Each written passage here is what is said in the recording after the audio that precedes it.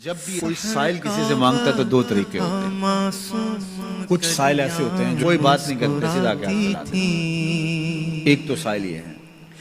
اور سائل مانگنے والے جو بڑے اچھے طریقے سے مانگنے کا بھی فن جانتے ہیں تو ان کا طریقہ یہ نہیں ہوتا کہ کسی کے آگے جا کے بس ہاتھ پھیلا دیں.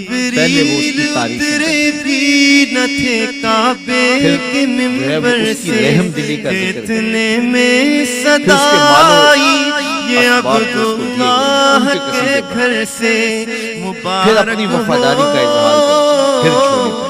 مبارک ہو شہر دو سرا ایک تو مانگنے والا اپنی ضرورت کو یوں ہی کسی کے سامنے رکھ دے اور ایک یہ ہے کہ مانگنے والا اپنی ضرورت کو رکھنے سے قبل جس سے مانگ رہا ہے پہلے اس کی تعریف کرے. اب بندے اللہ سے ہدایت مانگنے کے لیے کھڑے ہوئے پہلے تو وضو کیا صاف ستھرے ہوئے کانوں پہ ہاتھ لگائے اس کے بعد ہاتھ باندھ کے ادب سے کھڑے ہوئے اور اب مانگنے لگے تو کیا بولے الحمدللہ.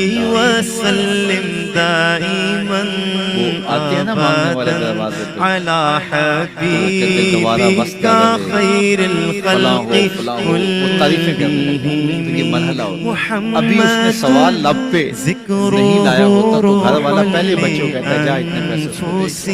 یہ وہ تو اپنی تعریفیں کر رہا ہے مانگ تھوڑا رہا ہے وہ سمجھتا ہے جو تعریفیں کرنا شروع ہو گیا یہ مانگنے کے لیے تو کر رہا ہے. اللہ اکبر. تو جب بندہ الحمدللہ کہتا ہے رحمتیں اسی وقت برسنا شروع ہو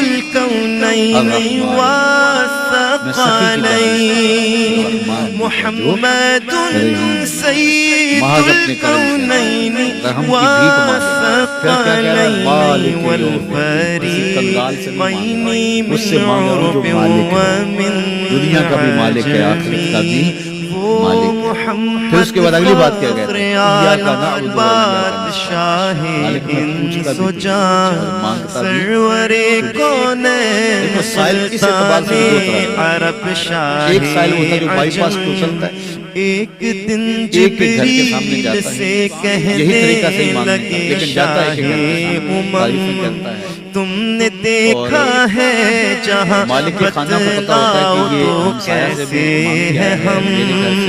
عرض کی جبریل نے شاہ تیرے رخ کی قسم آفاق اگر دیدہ مہر پتاور زیدہ در در پہ جاتا ہے اور ایک سائل بائی پاس سے اترا وہاں سے پل عبور کیا پھر گلی سے گزر سے ہوئے یہاں آیا اور یہاں آ کے آپ کے ساتھ اس نے کہا کہ میں کسی در پہ نہیں گیا آپ کے پاس آیا اب آپ نے میری ضرورت پوری کری تو پھر تو جو میری استطاعت ہوگی جو آپ کی استطاعت ہوگی اس استطاعت کے مطابق دیں گے کہ یہ سارا شہر چھوڑ کے آیا ہے یہ کسی سے نہیں مانگتا یہ مجھ سے ہی مانگتا. تو پھر آپ اس کی ضرورت پوری کریں گے. اگر آپ کے بس میں ہوا تو مانگنے والا کیا کہہ رہا ہے ایاک نعبد یہ پیشانی کہیں اور نہیں جھکتی و ایاک نستعین یہ جھولی کسی اور چوکھٹ پہ پھیلتی نہیں. وہ کریم وہ مالک رب جو تمام جہانوں کا رب ہے میں اس کی دہلیز پہ کھڑا ہوں اور آیا سیدھا اسی کی دہلیز پہ ہوں. نہ اس سے پہلے کسی در پہ گیا ہوں نہ اس کے بعد کسی در پہ جانا ہے. تو پھر مالک بھی کرم نوازیاں اور رحمتیں اس کی جھولی میں ڈال دیتا ہے.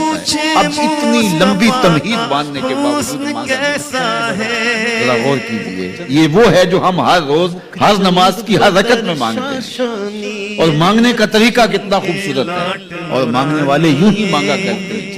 پہلے جس سے مانگنا اس کی تعریفیں کرتے ہیں. آپ نے مانگنے والوں کو دیکھا جو سلیقے سے مانگتے ہیں تیرے بچے وقت دے رہے ہیں تیری جد آباد رہے تیرا خاندان آباد رہے وہ مانگتے ہیں. اس طرح پہلے تعریفیں کرتے ہیں پھر کہتے ہیں تیری فیکٹریاں چلتی رہیں تیرے جو ہے تیری جائیداد بڑھتی رہے تو وہ اس کے خزانوں کا ذکر کرتے ہیں اور پھر کہتے ہیں کہ یہ فقیر نمانہ تیری چوکھٹ پہ آیا ہے اس کی ضرورت تو پوری کر دے.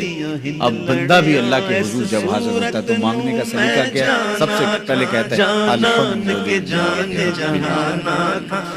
میں کسی کنگال کی چوکھٹ پہ نہیں آیا تمام جہانوں کے پالن ہار کی چوکھٹ پہ. اسی کی تعریفیں اختیاری بھی غیر اختیاری بھی واسطے کے ساتھ بھی بلا واسطے کے ساتھ اسی کی خوبی ہیں سارے اسی کے کمال ہیں بس سارے اسی کے پھر اس کے بعد کہتے ہیں الرحمن الرحیم، وہ رحمان بھی ہے وہ رحیم بھی ہے۔ پھر اس کے بعد کہتا ہے مالک یوم الدین، وہ دنیا کا ہی مالک نہیں آخرت کا بھی مالک ہے، یوم حساب۔ پھر اس کے بعد اپنی وفاداری سے تلاش کہتا ہے ایاک نعبد و ایاک نستعین، مالک سارا جہاں بس رہا ہے، میں نے کسی سے نہیں مانگا، میں نے چھوڑی تیری چوکھٹ پہ، میری پیشانی تیرے حضور جھکتی ہے، یہ پیشانی کسی اور کے حضور کبھی نہیں جھکی نہ جھکے گی۔